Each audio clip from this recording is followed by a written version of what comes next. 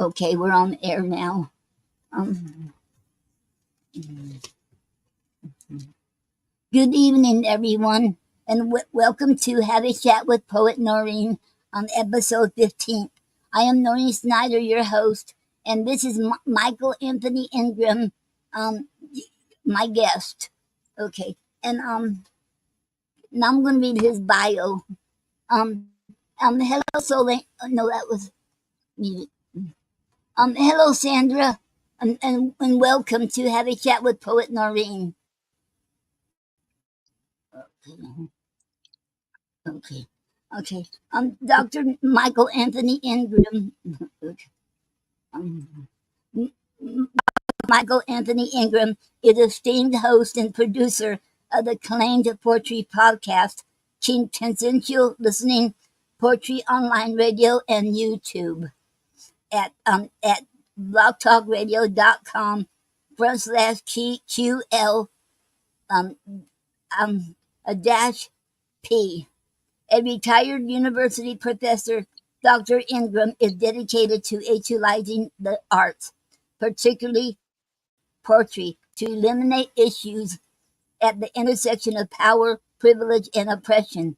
An internationally recognized spoken word artist and Pushcart Prize nominee, he is set to release his second book of poetry, When Cherry Blossoms Fall on Black Skin. For more information about the podcast, visit QLPORYT.com. And that was Dr. Michael Anthony Ingram. Okay, we have a comment. Greta K. Babe says it all. Said hi everyone. And Hi. Hello. Okay. And Sandra says thank you. I'm thrilled to be here to listen to your chat with my dear friend, acclaimed indeed, joining you from Connecticut. Okay. Right. Hello, Greta. You're welcome. Okay. Hello, Greta and Sandra, and both of you, welcome to Have a Chat with Poet Noreen. Thank you all. Okay. Now we'll get started. Okay. Okay. And good evening to Michael, and welcome to Have a Chat with Poet Noreen, episode 15. And I want to thank you very much for being here, for being my guest. It is very much an honor. I'm so pleased and honored. Okay. Yes, so am I. So am I. Okay. Okay. Can you tell us more about you? Okay. Let's see. More about me. All right. I am a retired professor. I was a professor of counselor education and supervision at Oregon State University in Corvallis, Oregon, until I retired. And then I moved to Washington, D.C., and I am the founder of the DC Poetry Project, as well as the executive director of that organization, and with my podcast, Quintessential Listening, Poetry Online Radio, and YouTube, I have an opportunity to converse with poets from all over the world, and that makes me exceptionally happy. Noreen, you were a recent guest. Sandy, Yes. you know, has been a guest, so I feel like I'm with family tonight. It makes me feel good. Yeah. All right. I love poetry. I love it Yes. to my core. Okay. That is awesome.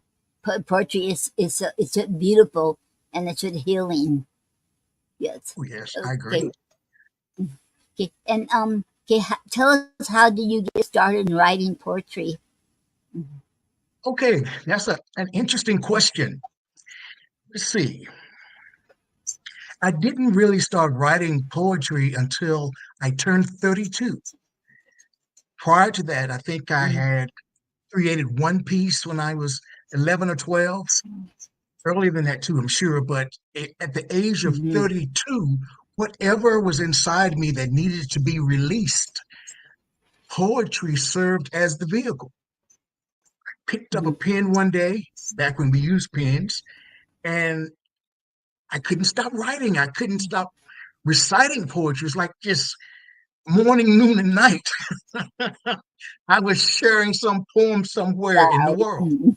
Yeah, so I'm a latecomer to Mhm. poetry, I believe anyway. So that's been 30 years now. 30 years I've been writing. Mhm. Wow, wow, that is awesome. Okay, okay. And what in what kind of poetry do you write about? What do you um Let's see. I and write what about, inspires you? okay, I write about social issues, being a black man in America, existential angst, Hmm. just in terms of understanding who I am, what is my place in the world, how do I fit? I write about those Yeah. types of things, those issues. I also write about mental illness, living with mental illness Hmm. in terms of depression and anxiety. I champion mental health awareness, Hmm. so I know that poetry serves its purpose in terms of assisting people understand what it may feel like to live with this inner pain in your mind. So I write Yes. about a lot of different things, to be honest, but most of my Hmm. work I view as being uplifting, but I also discuss through my poetry just the gritty realities of being in this world. That's what I write about. Yes. Okay. Okay. Okay. That's good. Okay. And do you have a poem you would like to read for us?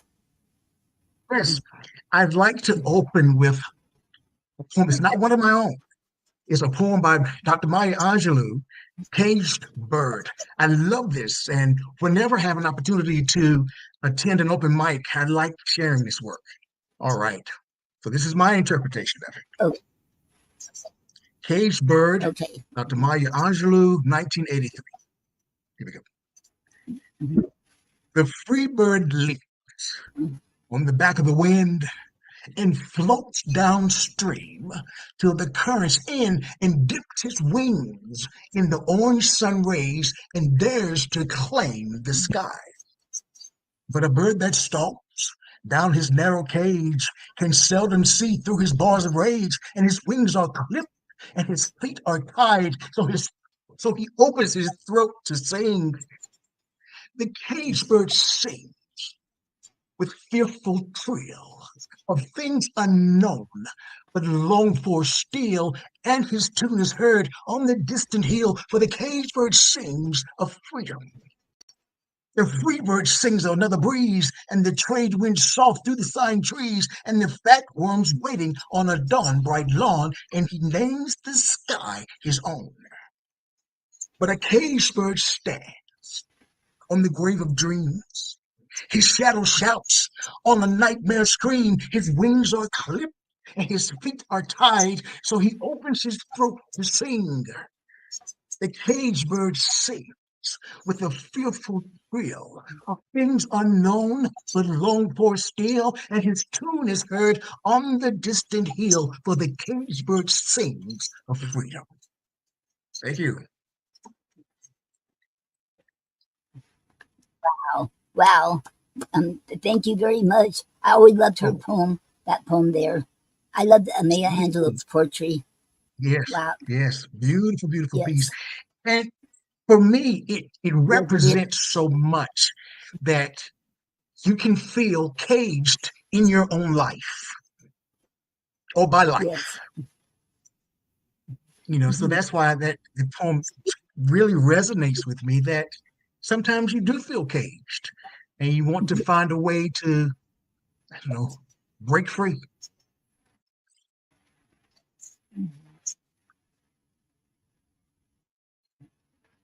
Mhm. All right. Oh, we've been having comments too. Okay. Sandra Yanon said, and we love you and appreciate all your contributions. And Greta said, you put that up there. And okay, and Greta said, I bet those poems are amazing. All right. Okay. And All Greta right. said, Wow. I love this poem. uh, and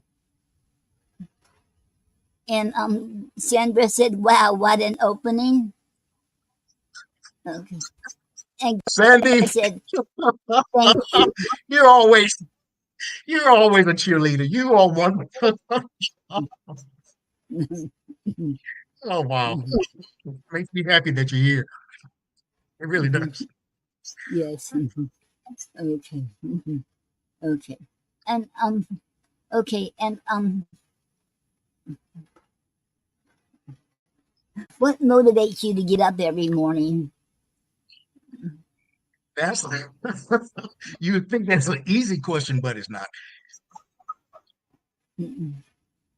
Since retirement, and it's been what 16 years, because there's no Mhm. real need to get up every morning, early.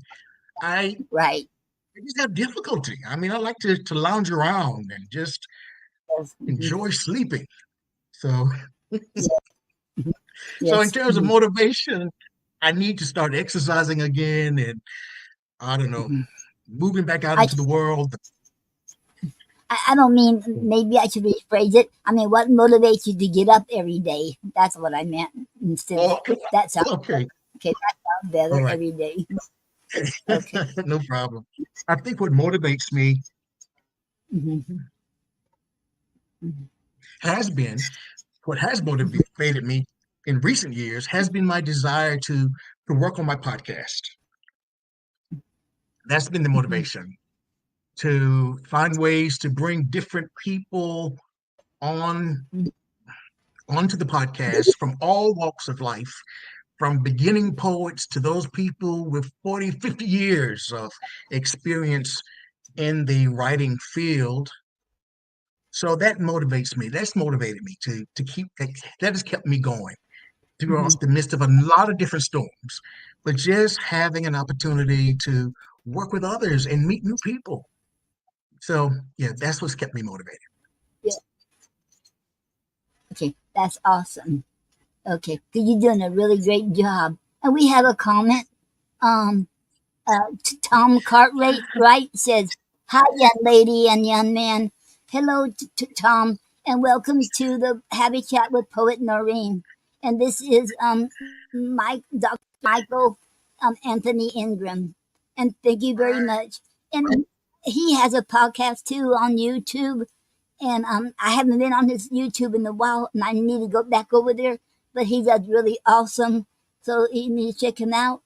And he's Okay. really awesome. He talks about current issues and everything, All and right. Very I was nice. in, Very nice. yes, Okay. okay, okay, and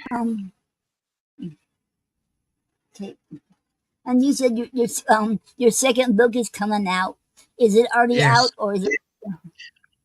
No, I'm hoping by the end of the year. I mean, Yes. I've been working on this book, what, 17 years, and I have a publisher. I've just, it's time to finish it.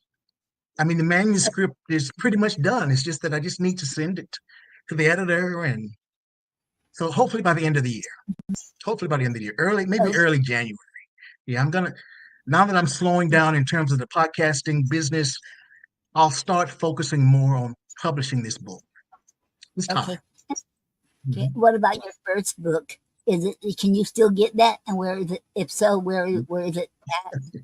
No, actually, the title of the book is Shelling Beans, and Hmm. this is it was published 20 the year 2000. So it's 24 years old. So it's no longer in print, no longer in print at all. So this is probably the very last copy. So, Okay. but I hold on Okay. to it and I use it. Okay. It's kind of like a safety blanket. Oh yes, I understand. Yeah. Okay. Okay. What are your future projects? Let's see what's on the horizon. I don't know, to be honest. Mm-hmm. I really don't know. I think publishing the book, maybe returning to the workforce in some capacity. I don't know, but part time, of course. Mm-hmm. I don't know. That's a great question. And it's funny, Noreen, to be quite honest with you.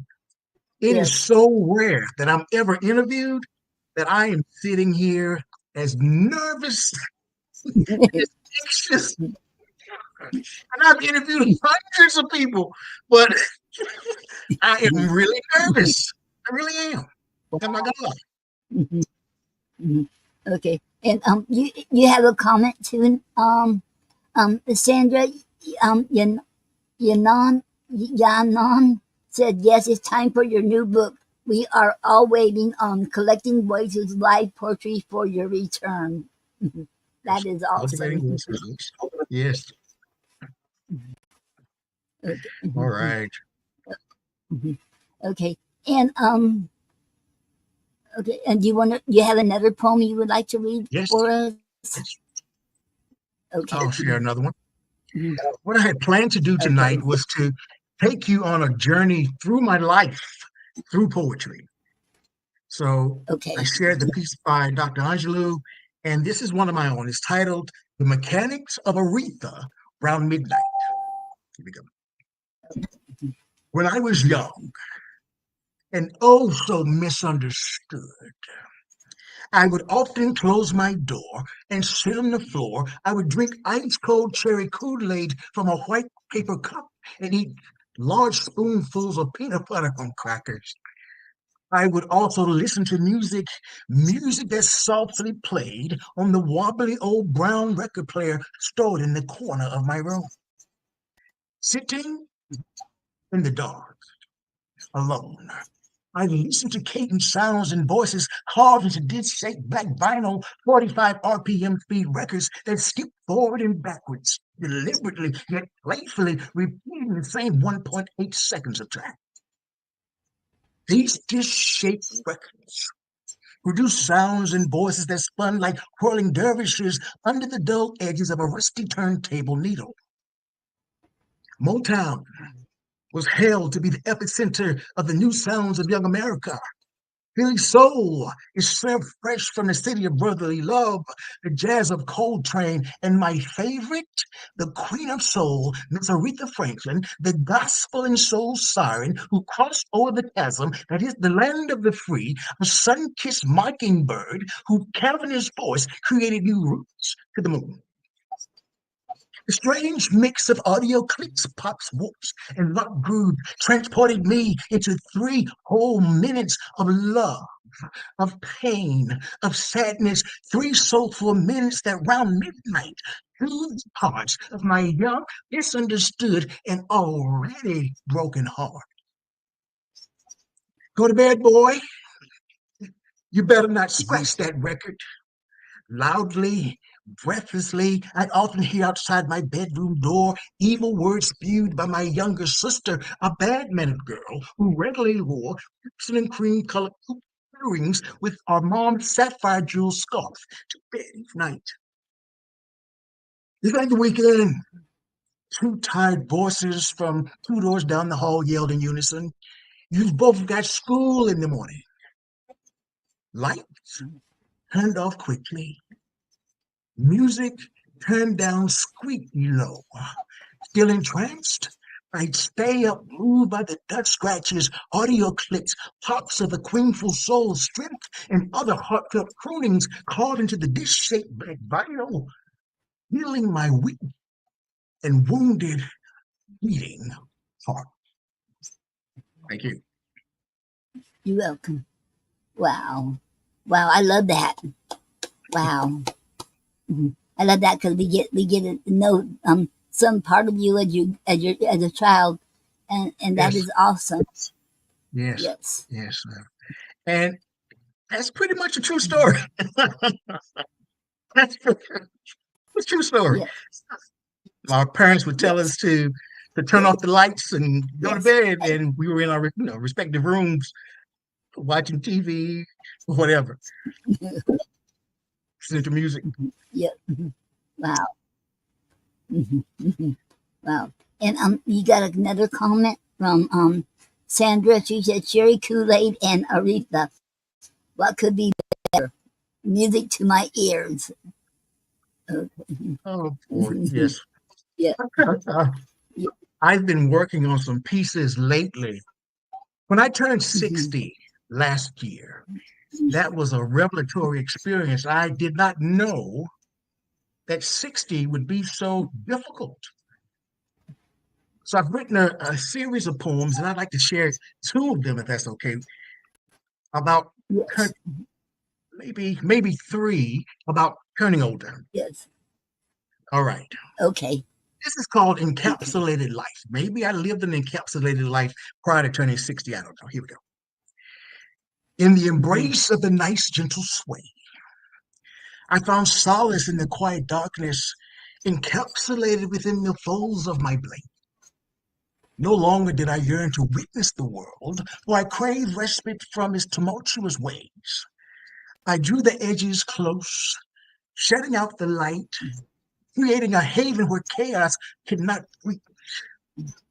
Within this shroud of obscurity, I could escape the blinding glare that tormented me, the light that seared my eyes, my mind, and my soul. In this newfound refuge, I could finally begin anew. With the moon as my steadfast witness, I surrendered to the tranquil abyss. Embracing the soothing darkness as my guide, I shut out the blinding light, silenced the night, allowing the comforting embrace of my blanket to console me. Mhm. So, as I framed growing older with this comforting blanket no longer feeling comforting, I often wondered, where am I inside my own life, Noreen? So, the title of this Mhm. poem is, Where Was I Inside My Own Life? In the labyrinth of Wow. existence, amidst the twists and turns of time, there comes a moment where one pauses to wonder, where was I inside my own life? Was I merely a spectator watching as scenes unfolded before me like a silent film, or was I an active participant shaping the narrative with each choice and action? In the moments of joy where laughter danced on the lips and the heart swelled with contentment, was I fully present, soaking in every sensation, or was I elsewhere lost in the maze of life? In the tapestry of memories that weave together to form the fabric of my life, where was I? Did I embrace each moment with open arms, savoring the sweetness of the present, or did I drift aimlessly, untethered and adrift? Perhaps the answers lie in not Mhm. pinpointing a specific location or time, but in acknowledging the journey itself, the ebbs and the flows, the highs and the lows, the triumphs and the tribulations. For in every moment, however fleeting, I am there navigating the labyrinth of life, discovering the essence of who I am and where I belong, worries and fears, and in the depths of sorrow. The tears flow freely, and darkness threatened to engulf the soul. Where was I then? Did I confront pain head on, grappling with the turmoil within, or did I retreat into the shadows, seeking solace in the numbness? Where was I when dreams were Mhm. born, shimmering with possibility and beckoning me towards distant horizons? Did I chase after them with unwavering determination, or did I allow them to slip through my fingers like grains of sand? And where was I when challenges loomed large, casting long shadows across the path? Did I stand tall in the face of adversity, resilience, and unwavering, or did I falter, crippled by doubt and uncertainty? Where was I Mhm. inside my Mhm. own life? And this next one Wow. is titled Pain Yes. and Suffering. That was amazing. Twins, oh, wait, Pain and Okay. Suffering, twins born in the dead of night. And I wrote this right after turning 60. 60 candles hiss, spitting shadows that stretch like grasping claws across the walls. Each flickering flame mocks the years that march relentlessly on, their weight heavy on my aging shoulders, sprawled on the dusty armchair. Pain, my brother, Mhm. leans His laughter a rasping blade scraping against my spine. Suffering, my sister watches from the corner. Her eyes are cold and hungry, jewels glittering in the firelight. We share this room, a mausoleum of memories where childhood laughter curdled into endless bickering. The battles, barbed and bloody, leave me a weary spectator, my voice swallowed by the din, my thoughts lost in the storm. Today, the crown of 60 sits heavy on my head, a bitter gift for my constant companions. The cake, a sickly sweet confection, mocks the fading embers of my dreams, while their forced merriment chills me to the bone. Who can I confide in? Mhm. Well, my confidants are these. Who can I soothe? Who can soothe the sting of Mhm. loneliness when my solace comes with thorns? Am I condemned to this twisted waltz, forever caught in the crossfire? But 60 is not the end, at least not yet. Mhm.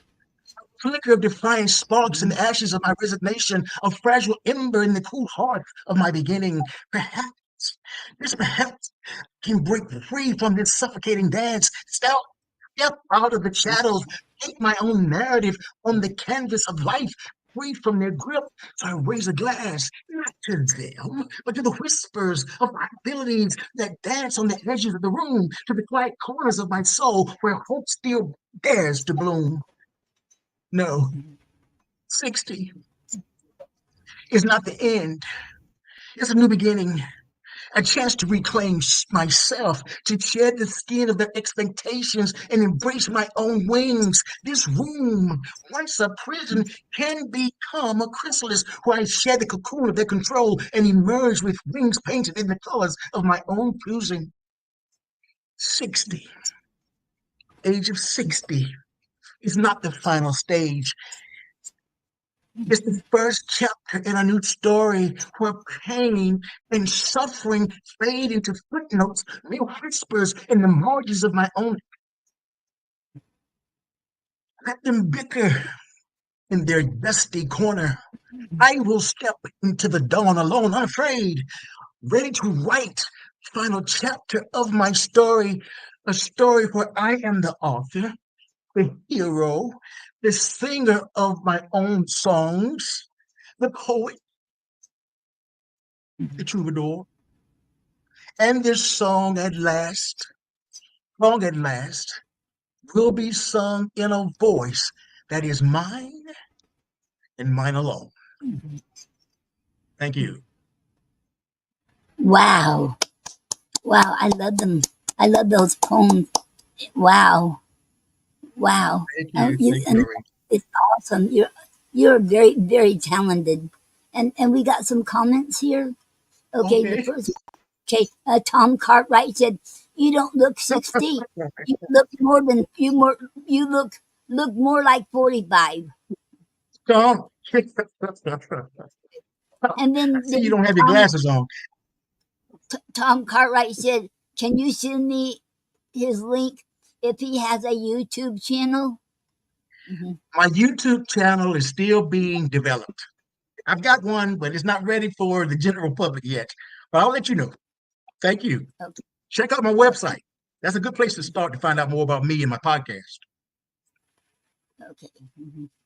And then Sandra said, um, what where was I inside my own life? You are truly speaking to me tonight. I turned 60 in April. Wow. Oh, Mhm. yes. Hey, I mean, we can all have conversations about growing older. In Yes. 60, no. Mhm. Yeah. And then she said, then Sandra said, I want to post this poem on my wall to inspire me for the rest of this year. 60 is not the final stage. It's just the first chapter. Yeah. Bravo. Yeah. Yes. I Mhm. mean, adopting a positive reframe is so important. So important. Okay. And oh, okay. Then Tom Cartwright said, okay, okay, okay. Wait till I'm 66, so I remember Gary always saying, wait till you get 70. you're gonna start having aches and pains you never thought you ever had before. And Really? like, yeah, yeah. Wow. Okay.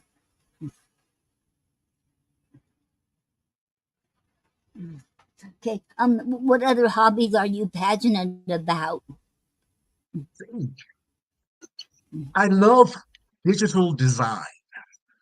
For a number Mhm, of years, well, maybe not. Well, 3 or 4 years, I was a mhm, digital artist.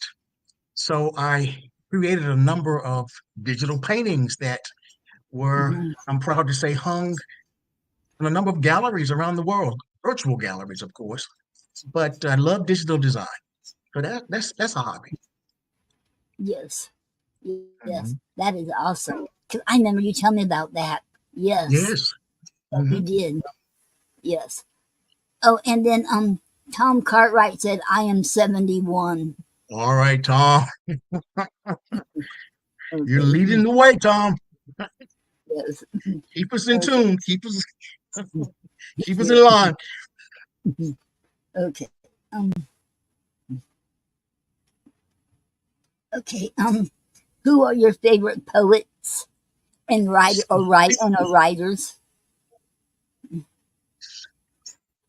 Mhm,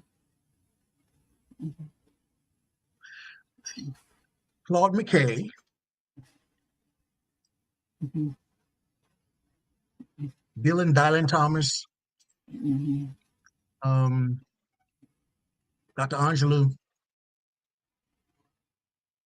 I think those are the top three right now. mhm.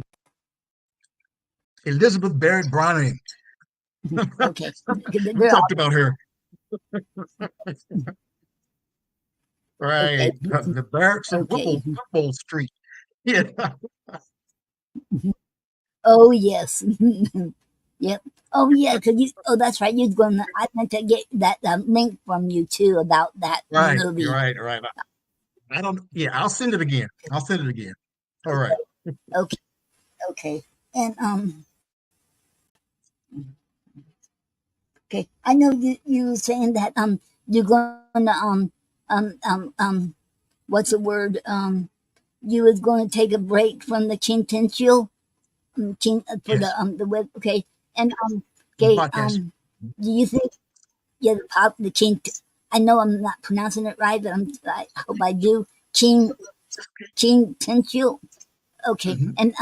And can, will the uh will the podcast still be up there for everyone to see on the past ones? Yes. Yes. Yes. Okay. Nothing's really changing other than the fact that I'll not host any Mhm. shows for a while. So nothing else is changing. Oh, okay. Yeah. Okay. Okay. And okay.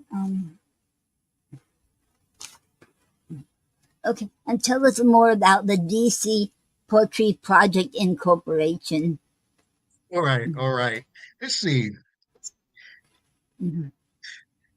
When I moved to Washington, D.C. in 2010, I wanted to find a way to enter Mhm. the poetry scene here.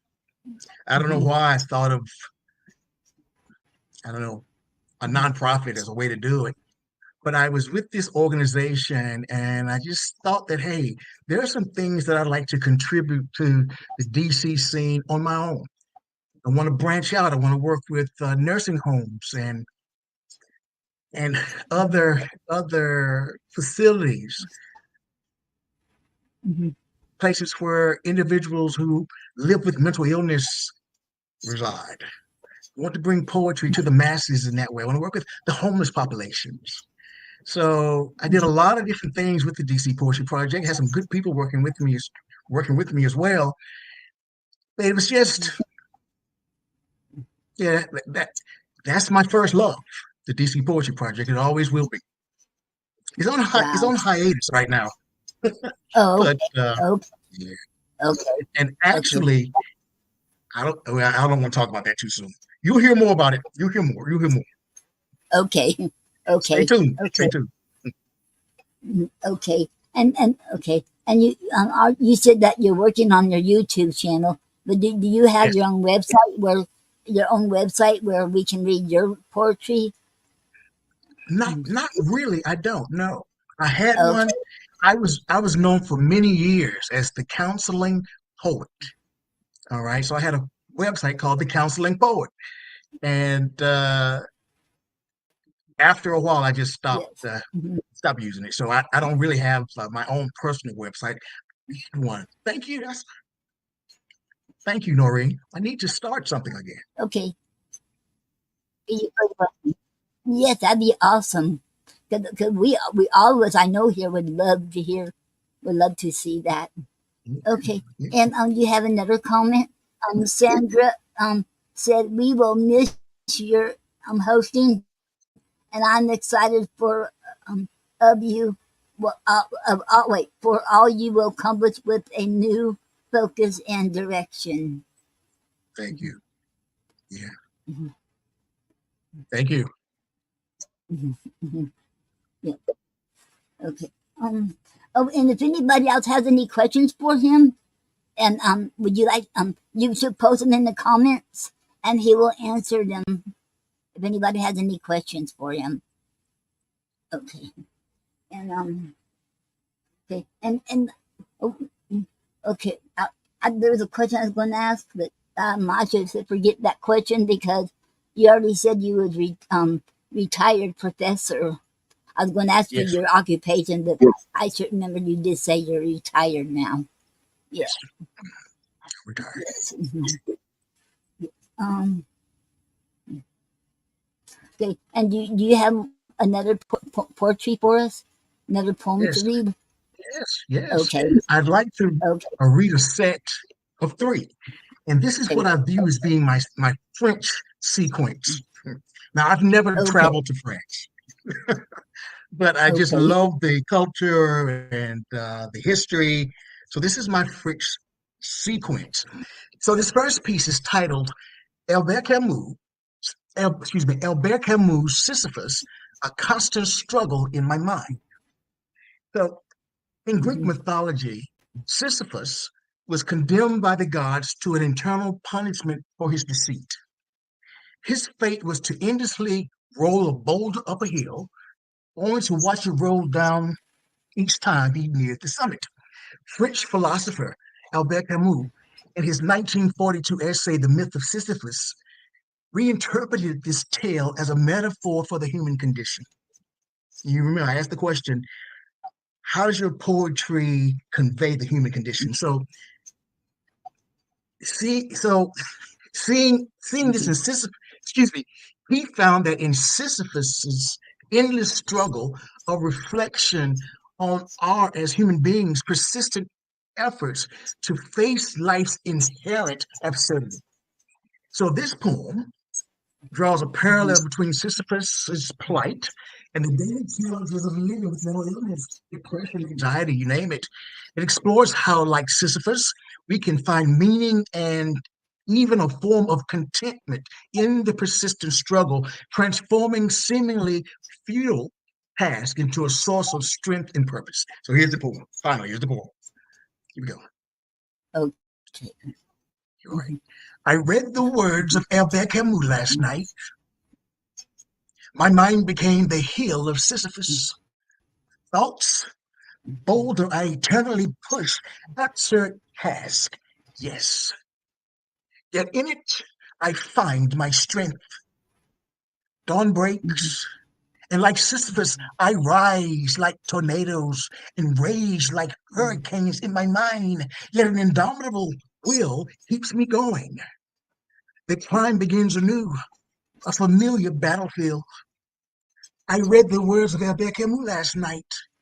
Learn to refute, learn to revolt, as Sisyphus must have learned, not seeking escape, but meaning and repetition. In daily struggles, I uncover fragments of joy.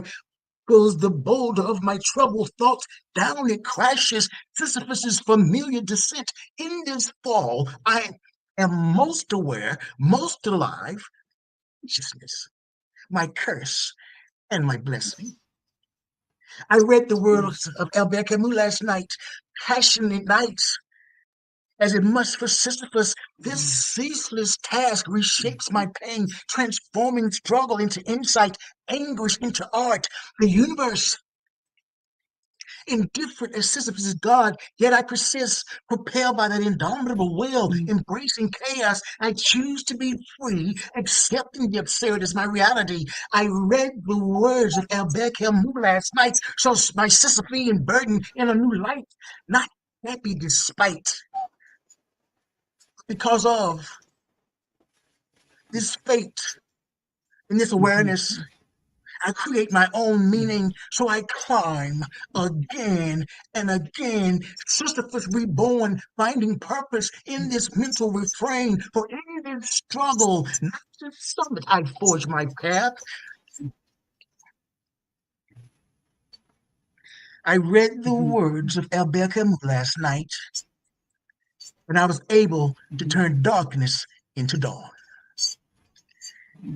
This next one is an ode to French director, film director Francois Truffaut, and his movie titled Jules and Jim, 1962. I dreamed of my plan to see Jean. We are below the cerulean sky, high above the indigo beaches on the Côte d'Azur.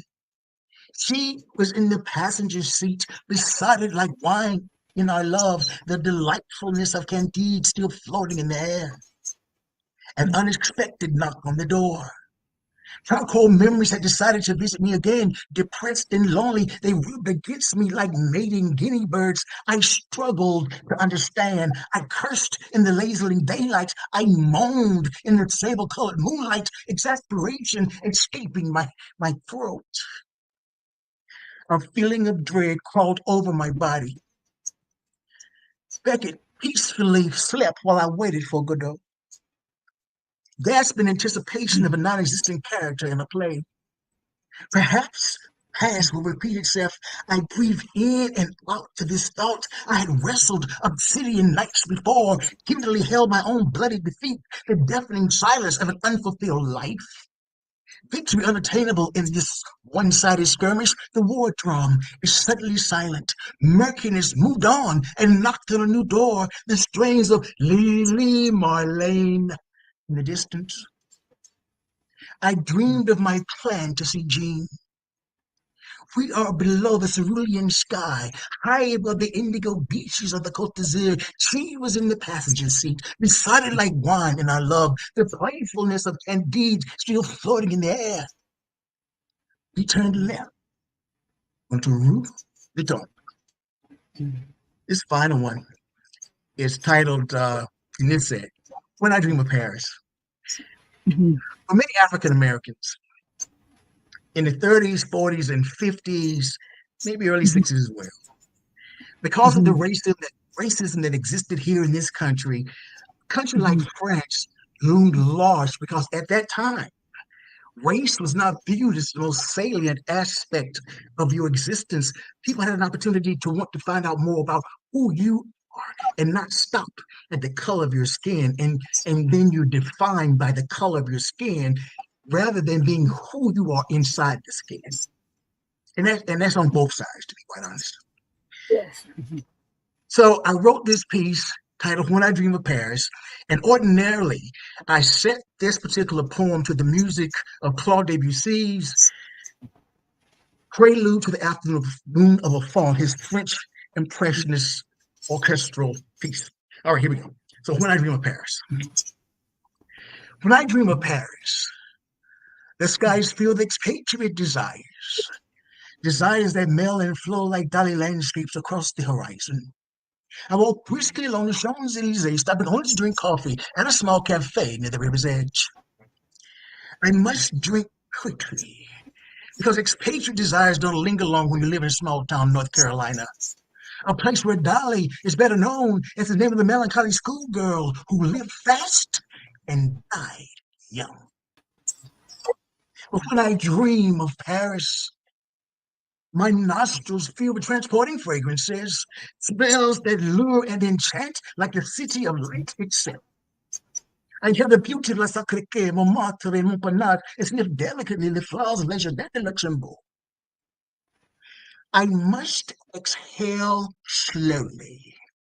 When transporting fragrances, don't linger long when they're bundled up in sacks of dirty clothes that your mama washes for neighboring white families, and it's your turn, your turn, your turn, your turn to sort through them.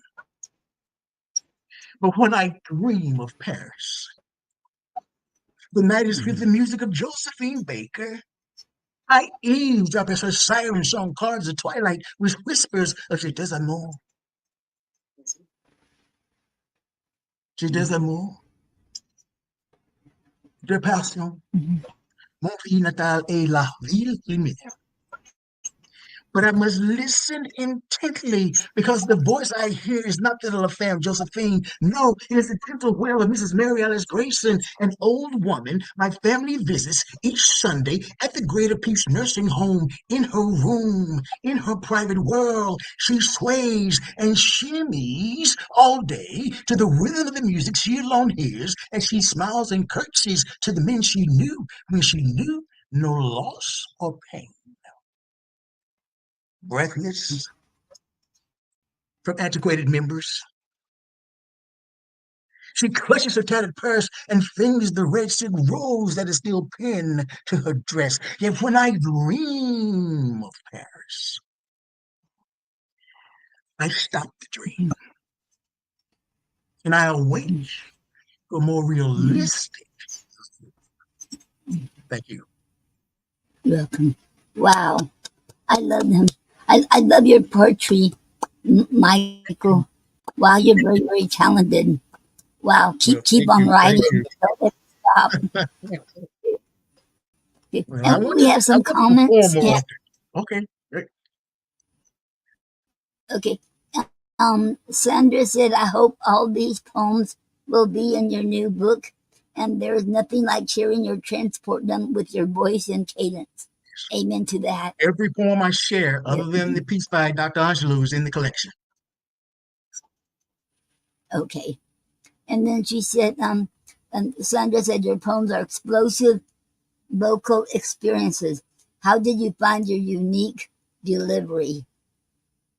Mhm. No, that's an excellent question. I always thought that I was so strange the way that I shared my work because Mhm. it did seem, it does sometimes appear to be, I don't know, kind of like an explosion in a sense. I think whatever was inside me, Sandy, and to Yeah. anyone else who's out there, that needed to come out, it materialized in this Mhm. form and fashion of, for me, when I share Mhm. my work, I feel like my my true essence is, I don't know, all around. That this is me. This is Mhm. the real Michael. This is the Michael in the middle of the Mhm. poem, sharing my words in the way that I do it.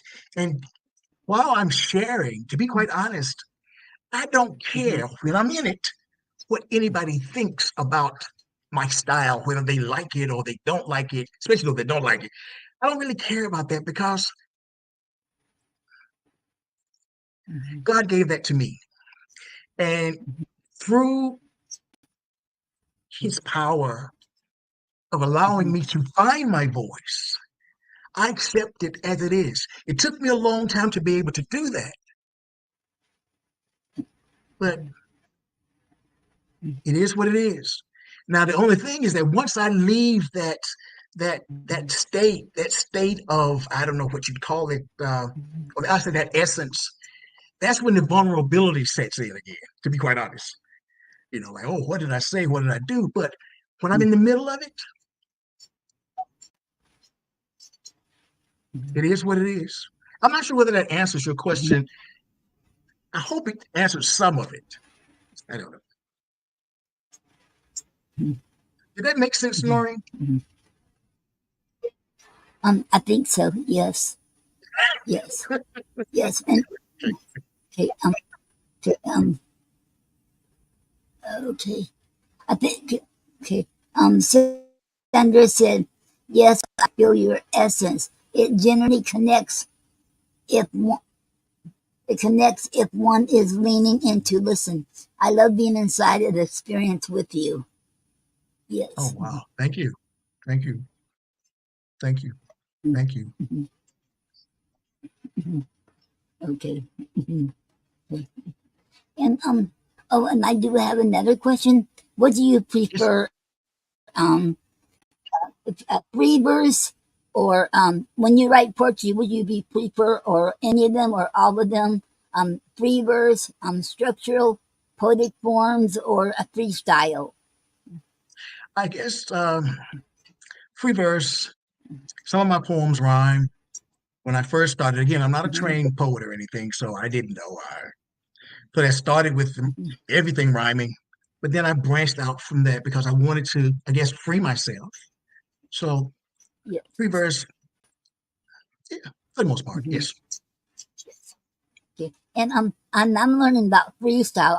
I don't know, I because my last guest Gina Storm, she does freestyle, and I never done it. But have you ever done freestyle?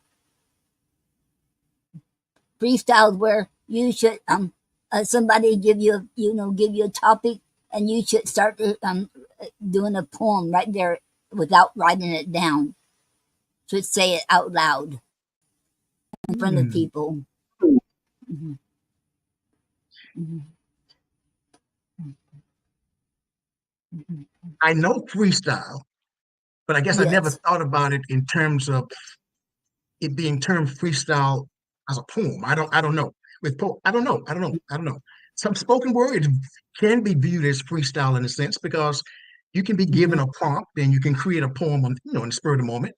So I don't know. So Yes. I guess it's just semantics, I guess. Yes. Yes.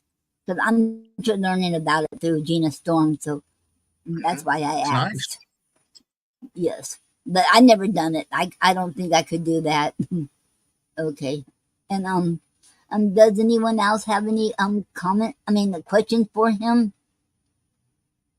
Mhm. Okay. Um.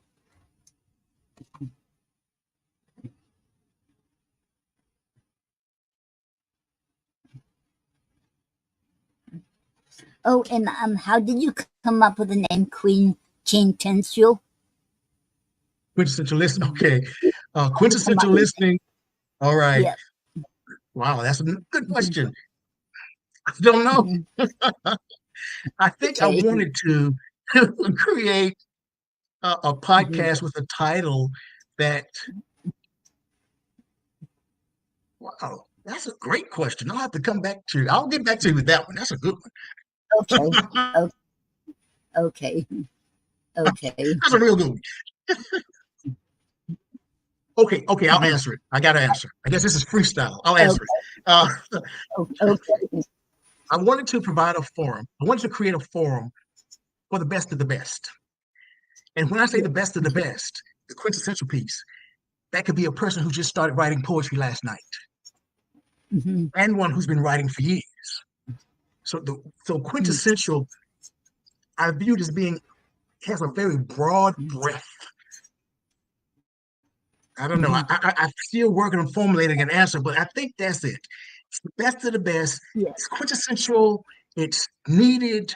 It's important, whether you're a beginner, middle, or toward the end of your journey. So, but I'll have a great answer next time we talk. Okay. Okay. All right. Okay. And And you okay. stumped me with And that I'm one. okay. And I know you said you're on the hiatus with the King Yes. Tensio and okay and the DC poetry, but will you still be around on Facebook? Will you Oh, still yes. be Yes. I'll around? still Will with we my still group. see you? Yes. Okay. Yes. Yes. Yeah. Okay. Nothing else has changed. Oh, Okay. yeah. Okay. Okay. You should share your poetry more often because you're such awesome, very, very talented, and you should really wow. It's a wow, wow. And thank you so very much. Oh, yes. Mhm. Mhm. All You right. could have where you can you do your own podcast where you read your poetry. That'd be awesome. Hmm. Be an idea. It might be an Yeah. idea. because I'll Maybe be it's one to time for me subscribe. to I'll be focus on one. me for a change. Hmm? I said, That maybe it's time I for me would to love. focus on me for a change. You listen? Yes, yes. Oh, that's sweet. I That's know good. that Thank you. you very welcome because you are Oh, very talented. And oh, and okay. And Sandra said I subscribe to that channel. Yes. all right. Thank you. Okay. Okay. Okay. Okay. Um, does anybody has any questions for him? Okay. Do you have more poetry you want to share with us? I'll share a couple more. Couple more. Let's see. Okay. Let's go back. Okay. All right. Let's see. Mm-hmm. I'd Mm-hmm. like to. This is a fun one. This is about Billie Holiday, the jazz singer, and the title of it is "A Little Billy in the Morning." In the Okay. quietude of morning, Mm-hmm. as the aroma of coffee sashays through the air, I find solace in the company of a little Billie Holiday. See, like the coffee I sip is naturally low in calories and devoid of trans fat, a refreshing departure from the mundane choices of sugar or cream. The essence of Billy is a melodic undertone to the day, a fine and mellow pace that complements the rich notes of jazz she brought to life. Yet the bittersweet echoes linger, reminiscent of the haunting imagery of strange fruit hanging sadly on blood-colored dark green leaves in the Mississippi breeze. Choosing Billy over sugar or cream is a deliberate act, a conscious decision to embrace the raw, unfiltered emotion she encapsulates. Each sip resonates with the jazzy rhythm of her voice, creating a symphony of flavors that mirrors the complexities of life. As I savor every moment, I acknowledge that this choice is not just about the coffee. It's a prelude to the day ahead. There's an intuition that today might unfold with a certain bitterness, and in the subtle embrace of Billy's presence, I find strength to face whatever challenges may come. So my morning cup of coffee becomes a ritual, a fusion of sensory experiences and emotional preparation. With Billy as my companion, I navigate the day with a little more grace, a touch more resilience, and the assurance that even in the midst of the bitterness, there's a melody that's going to carry me through. Because I can already tell it's going to be a bad. Here's one. It's titled Love Does Funny Little Okay. Things Before Dying. Love, in its twisted finale, wields a heavy shovel, crafting its final resting spot, hiding away the shattered bits of his ignored and discarded heart. Oh, the peculiar quirks of love's demise. Once tangled in his deceptive allure, tasted the bitter onion of affection just once, more than enough. I steer clear of love's grim farewells that leave a sour taste in my mouth. This is Black Alice in Neverland. Mm-hmm. Alice, with skin like rich Carolina soul, grew up in a small town where life hummed with the scent of mama's sweet potato pie and the steady rhythm of hot-boiled cornbread bubbling on the stove. Her childhood brimmed with dreams as vast as her grandmother's patchwork quilts, visions of a future painted in golden sunlight where everything would be perfect. Years flew by like cotton balls in a delta wind. Alice, now with threads of gray at her temples, still spun tales of perfect children. And her husband, a pillar of the community with a shining career. Her smile, bright as sunrise on tobacco fields, never faltered as she shared these stories. But those who knew her best saw the flicker of doubt in her eyes, the tremor in her hands as certain whispers. They would chuckle privately, for they knew the truth, and watched her public facade crumble slowly like a weathered porch like a weathered porch swing under relentless rain. Alice never sang in the choir, but her voice often rose from the back pews, husky with unshed tears. She swayed in an imaginary robe of purest white, notes dancing on her lips, even if their meaning remained a mystery. Her song, a defiant echo in the face of hardship, became its own imperfect perfection. Because behind closed doors, Alice danced a grueling marathon with demons. Her husband, the pillar, a man who could charm mockingbirds from trees, was her unwavering, merciless partner. He turned a tempest without warning, his fist flying like fury, striking her face like lightning, leaving behind a storm of bruises and unspoken pain. When the music of violence paused, he'd whisper, "I love you, baby. You know I do." And he'd plant a wet kiss on her raw, no longer perfect cheek. And Alice, exhausted but unable to leave the dance floor, having heard his lies about changing so many times before, with a heart scarred but unbroken, would believe him again and again and again and again and again and again. The marathon continued with no winner in sight. In a world where shadows played hide and seek with the sun, Alice's spirit remained a defiant sunflower. Her perfect thoughts may have scattered like dandelion seeds in the wind, but in their place grew something stronger. The quiet courage to keep singing, even when the melody trembled, even when perfection slipped away like the shoes forgotten on the front porch during a hard southern rain. Here's one. Okay. Forgotten soul woke up early this morning, Noreen. You ready? Okay, yes, I'm ready. All Okay. right. Yes. A forgotten soul woke up early this morning, tired. He hadn't slept. A deluge of rain had cracked open the morning sky, spilling a barren and bruised amount of rain against his window.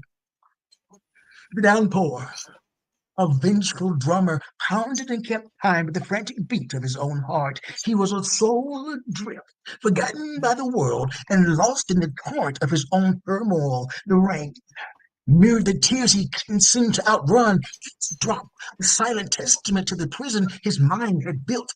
As he laid there, Nelson Mandela's words from 2008 echoed in the storm's din. "I can't pretend to be brave,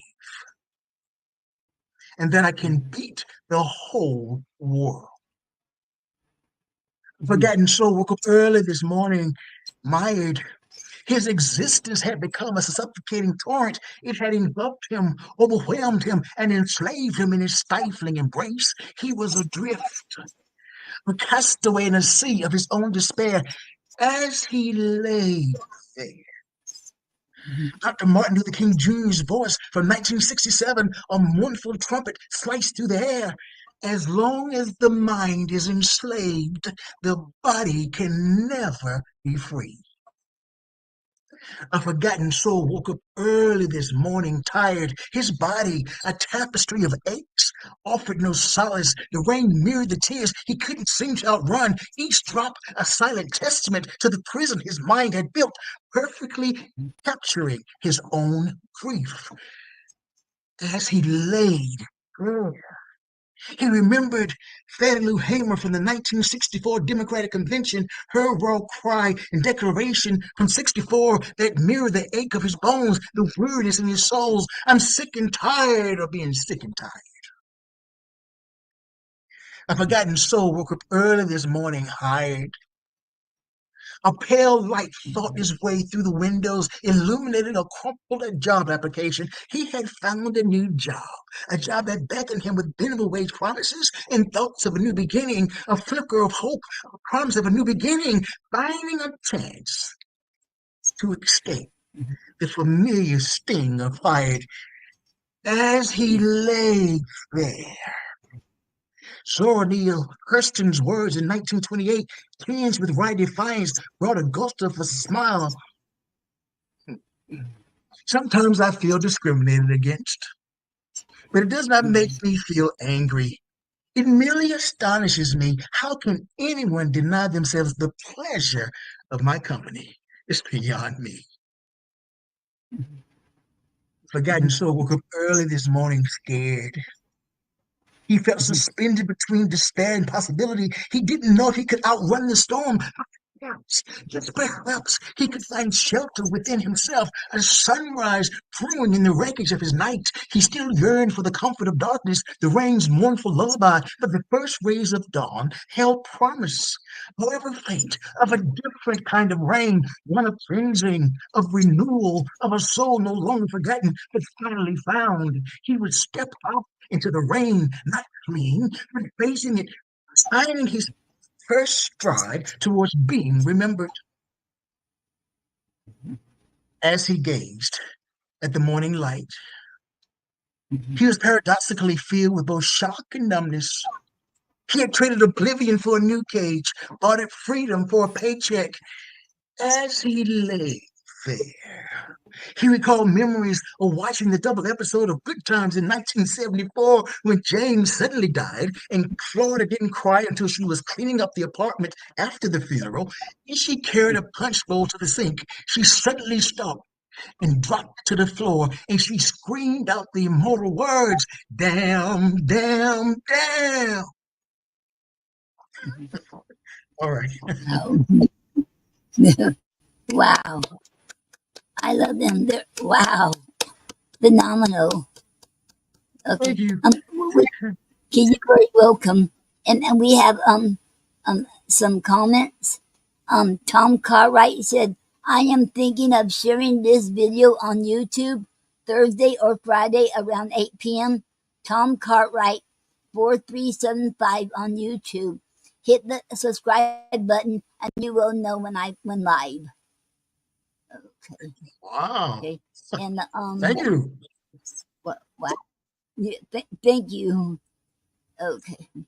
And then Sandra Yanan said, you live in the belly of our national government. How do you stay so inspirational and uplifting with the weight of everything around you? Well, I guess for all of us, or many of us rather, it's growing more difficult to stay aspirational and uplifting. Mhm, I would say this too shall pass, but I don't know. I don't know. mhm, I don't know. I can't answer that one. That's another tough one. mhm, mhm. Okay. Uh, um, and anyone else has any questions for him? Okay.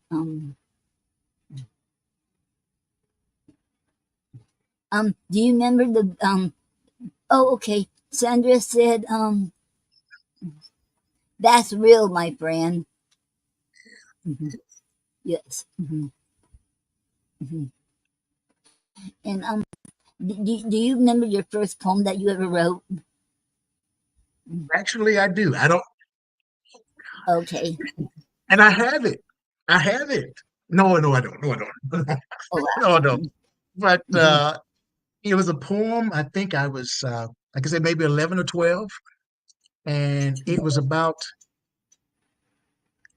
flowers and saying goodbye to the morning and mhm, people stepping on flowers and in the grass and destroying it. It was an environmental boom. So I wanted to save the planet because this 50 years ago. mhm. Wow. Wow.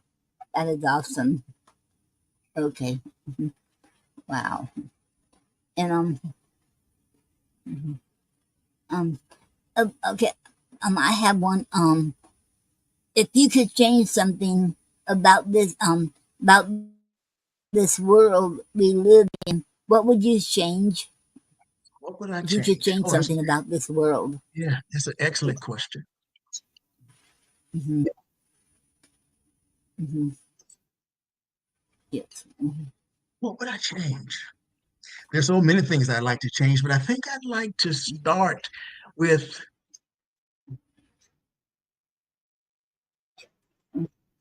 people being more caring and loving and supportive and encouraging of each other. I think that's a huge one. So much Yes. anger around, so much anger, Yes, it is. so much anger, road rage, all Hmm. kinds of stuff. It's just not a pretty picture, but if we could find a Hmm. way that we could harness that negative energy and reframe it somehow Hmm. into something positive where we can all live in this world. Yes, all our stories are different, but that does not mean we need to be estranged from each other, you know? Right. So I think that would Yes. be it. Yeah. Yes. That that is a great one. Yes. Mm, yes. Because then this will be a better place to live in. Yeah, it Yeah. would be. It's a tough one right now Yes. for a lot of people. Yes. Mm-hmm. Mm-hmm. And um would you like to take part in the have you in the 100,000 poets for change? Would you like to Tell me take more part about it. in the 100,000 poets for change? Okay. Yes, tell me Michael more about it. Rothenberg, passed away last year. Okay, he passed away last year, but his wife Terry Carrion is still carrying it on. And well, anyway, next when a poetess and I we're doing um the poetry club joins 100,000 poets for change, and it's about where you write you write a poetry on on about change. Um, my mind went blank. About what you want change, and then and everybody around is all over the world. 100,000 poets for change, and it has a group too on Facebook and on the website. And it don't have to be a poet. You can be a writer. You can be a musician, artist, painter, a dancer, whatever, a guitar, a musician, um, a singer, songwriter. And it's all about wanting change, to change the world. Mhm. Nice. I like that. Mhm. Like that a lot. And yes, and yes, in California over there, they have a college. I forget the name of the college over there, and they take all everything that is do with 100,000 poets for change. They put it up over there for anybody in the future who wants to learn more about 100,000 poets for change. Mhm. Oh, wow. Okay. Let's talk further about it. I like that. Okay, okay, okay. Mhm. Does anyone else have any questions for Michael? Mhm. Mhm. Mhm. Um, okay. Do you have any more poetry you would like to read? It seems like we can't get enough of your poetry. We can't get enough of hearing you read your Hey, poetry because you're so I'm running out of steam, but I'll try one more. okay. All Okay. right. Okay. Okay. Mhm. I'd like to, Mhm. yes, I'd like to read one, and I'd Mhm. like to dedicate it to my friend Sandy. Sandy is a world-class poet herself, and her Mhm. father passed away not too long ago. Mhm. So her father reminds me of my father. And this piece is about my father, but I see Sandy's dad in this too. All right. And the title is Okay. Throw Me Another Biscuit Around the Corner. Yes. I can remember Sunday mornings when the whole family would get up to eat. We'd all hustle to the kitchen table in search of our favorite seat. We'd wait patiently until the food was on the table and silently thank God for making all things able. Go ahead and eat, our mama would say. Always remember to thank the Lord for each and every day. In the kitchen, you could hear the loud clicking of the plates, spoons, and knives as we all scrambled for the grits, eggs, and bacon that we knew would keep our young bodies alive. Sometimes the noise in the kitchen was so great, it would make you wonder what we were doing to those plates. Yet no matter how loud we got on those Sunday mornings, there was one sound that came indisputably clear. It was the booming voice of our dad who had taken his plate into the den. He knew that he could not eat in peace in the kitchen because it often sounded like a freight train had roared in. Throw me another biscuit around the corner, if you please. And like Satchel Paige, we'd fight to see who could sail and throw one his way. Our daddy was a big old tall and burly black man who never had to worry about a biscuit. When it sailed through the air, he would catch it in the palm of his hand with his usual style and flair. You see, our dad, as a younger man, had aspirations of becoming a great baseball star. He played shortstop and left field for the Rockingham Giants and High Point Braves, so athletic abilities were known both near and far. Yet, like many men, whose lives take a sudden family turn, a career in baseball became one that he forever yearned. So when he'd holler, throw me another biscuit around the corner, if you please, all of us would shift sideways, step and throw, all of us hoping to the dear Lord that this biscuit did not overshoot him, bounce and hit flow. Daddy, come in the kitchen and get your own biscuit, my mama would say. No, he replied, I can catch it like I did back in the day. Daddy, we'd say, your hands look like they can't take it anymore. Yes, I know, he'd wistfully say, but I can still catch a biscuit just like I was a pro. Although we all knew that our daddy's jet black leathery hands had been numbed and stiffened by years of hard work, toil, and sweat, we all knew his strong hands had not given up. So throw me another biscuit around the corner, if you please, while I sit here and thank the Lord for the lip smacking goodness I'm about to receive. Thank you.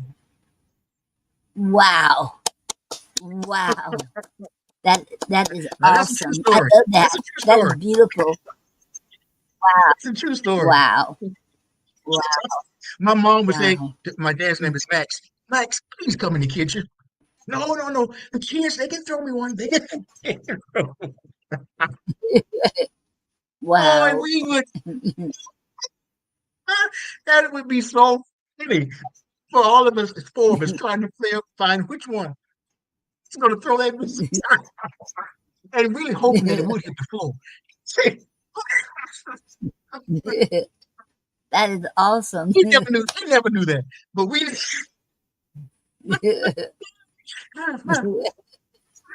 Wow. we talked about that recently.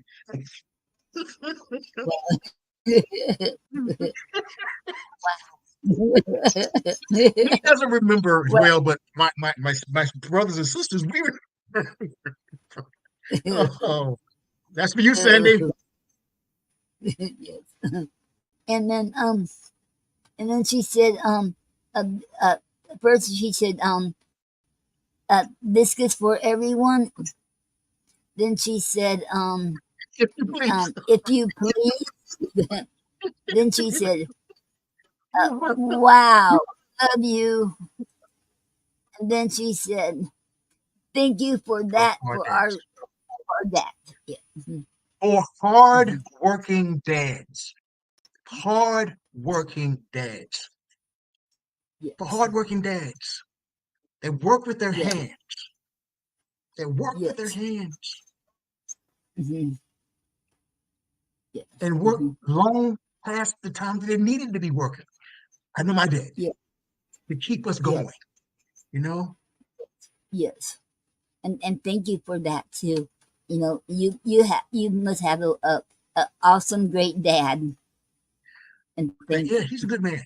He's a good man. He's a good man. I mean, he gave up everything for us, you know? Yes. Mm-hmm. Yes. Mm-hmm. Mm-hmm. Mhm. Yeah. Wow, I love that. Okay. Anyone else have any questions for him? Um, if you do, you can put in the comments. Mhm. And and when you do your second book, when that comes out, are you planning on doing any more books after that? Look, Yes. it took 17 years to put this one together. You never too old. You never too old. Hmm. I think what I Hmm. will do though, I will close, Hmm. if that's okay, with the one I wrote for my mom.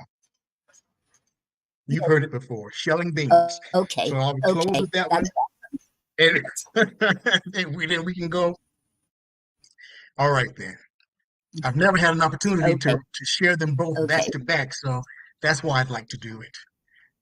Okay. Okay. That'd be Yeah, awesome. Yes. thank you. She Hmm. passed away 2 years You're ago, welcome. and Hmm. I wrote Hmm. this as a tribute to her when I was young, 30 years ago. I had traveled home to North Carolina to Hmm. visit my parents, and my mom had asked me to shell some beans, kind of like shucking corn, peeling potatoes, all those things. And I didn't want to do it. I was in my doctoral program at the time, and I thought, oh, I don't do that kind of stuff. But I was sitting there, sitting on our front porch, thinking, all the time she's,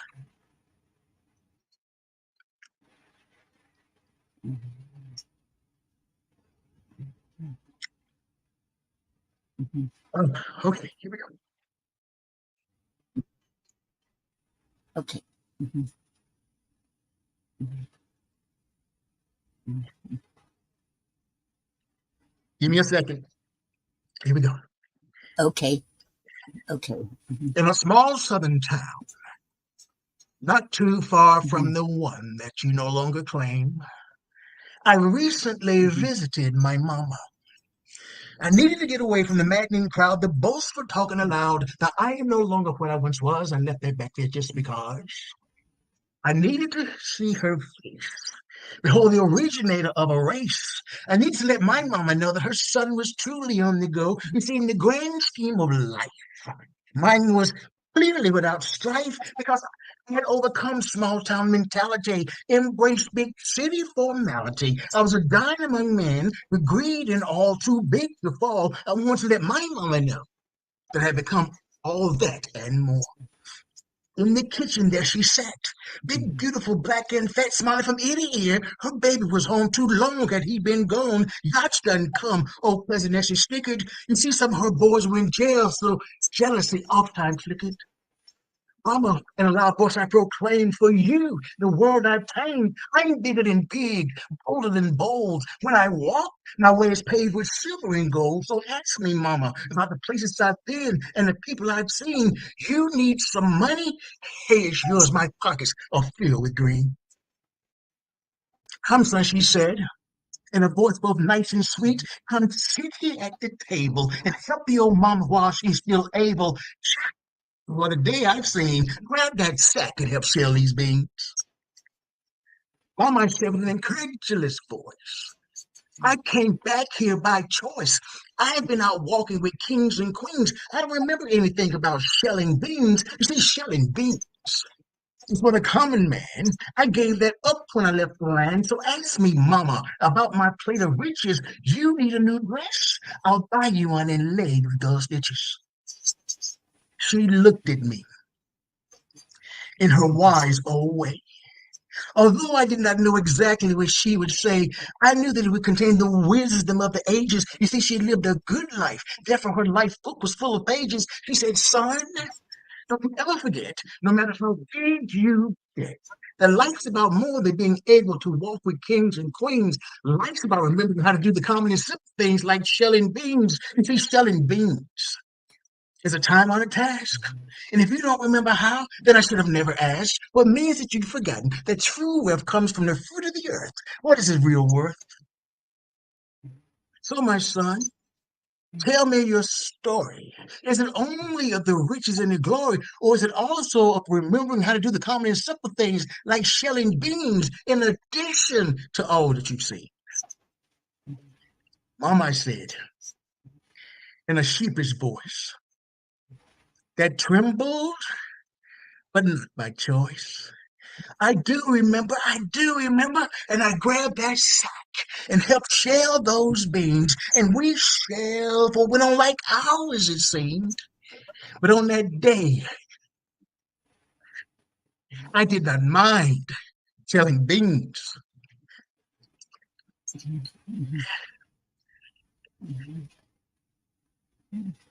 because I shelled them the feet of a queen.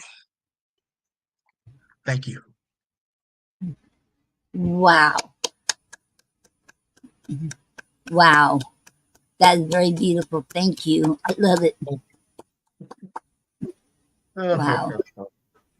And you do have we have a comment here, and Sandra said I just have lots of love for this amazing evening of poetry. Thank you, Noreen. What a joy to be here tonight. You're very welcome, Sandra. Okay. And then she said, Sandra said, amazing magic beans. Here's to the queen. Yes, I agree. Wow. Wow. You're a wonderful mother as well, Sandy. Yes. Okay, that's all I And got, Noreen. I don't have any more. okay, okay. This has been awesome tonight, and I want to thank you very much, Michael, for being here tonight as my guest. And you were just incredible, awesome, and you're very talented and gift from God. And so thank you so very much. And I'm hoping after your second book, you'll be writing more and more books out there. All you All right. Thank and you. putting your poetry out Thank there you so for us to much. hear too. And Well, very thank you for making me feel welcome. Thank you. I calmed down a lot. I'm no longer nervous, okay, so I'm thank so you. glad. I'm glad to hear. You're very welcome. Okay. Okay, and I want to also thanking Sandra, Tom Cartwright, and uh, um Greta, and everyone else who is on here tonight. And thank you all very much for coming here and supporting Michael and supporting this. Okay, and thank you all very much. And thank you all. Thank you And all. Thank you. okay, and thank you very much, Michael. And I wish you all success in your book and everything you do. I wish you success in all you do. All right, my We need friend. more Thank you. people like you. Which is awesome. And thank you for all that We you need do in more the people like poetry world us. too. All right. Like Take care, us. everybody. Yes, like us. Okay, take Good care. night. Okay, good night, everyone. And have a good night. Remember, you're never too young or too old to live your dreams. And you can do new ones too. Oh, there's another, oh, and you can, oh, that was it. Okay. That's it. Have a great night. And God bless you. And we love you all. And God loves you too. Thank you. All right. All right. Until next month. Okay. Bye. Okay.